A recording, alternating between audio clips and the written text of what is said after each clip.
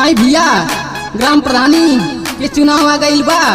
यही में ग्राम सभा भंडारो उर्फ बढ़नी से प्रधान पद से कर्मठ एवं ईमानदार प्रत्याशी बाबू नारायण को इमली पर मोहर लगाकर भारी से भारी मतों से विजयी बनावे।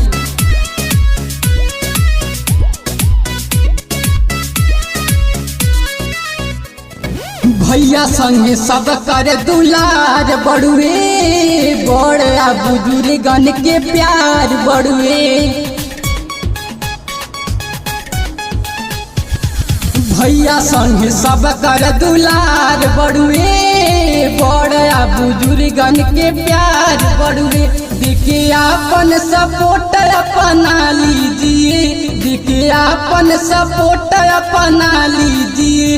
अब की इमली पे मोहर लगा दीजिए, अब की इमली पर मोहर लगा दीजिए। वोट नहीं कर्ज मांग रहा हूँ, वोट नहीं कर्ज मांग रहा हूँ, सूद सहित लौटा दूंगा और एक बार अवसर देकर देखी विकास की गंगा बहा दूंगा।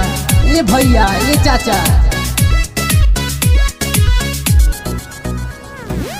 विश्वास करी हमने कई इंसान, युवा सोच वाले यह नेता महान हो। जन जन में कर तारे भैया वादा, सादगी सोच में विकास की इरादा। रउआ लोग आशीर्वाद जता दीजिए, रउआ लोग आशीर्वाद जता दीजिए। अब की इमली पर मोहर लगा दीजिए, अब की इमली पर मोहर लगा दीजिए। इमली पर मोहर लगाकर भारी से भारी मतों से विजयी बनावे।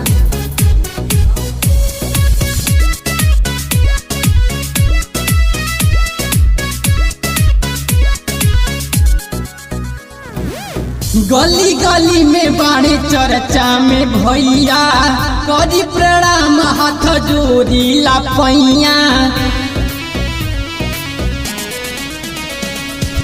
गली गली में बाड़े चर्चा में भैया, करी प्रणाम हाथ जोड़ी लापैया। एक ही वोट हम पे लुटा दीजिए, एक ही वोट हम पे लुटा दीजिए। अब की बार विजयी बना दीजिए, नारायण भैया के आस पूरा दीजिए।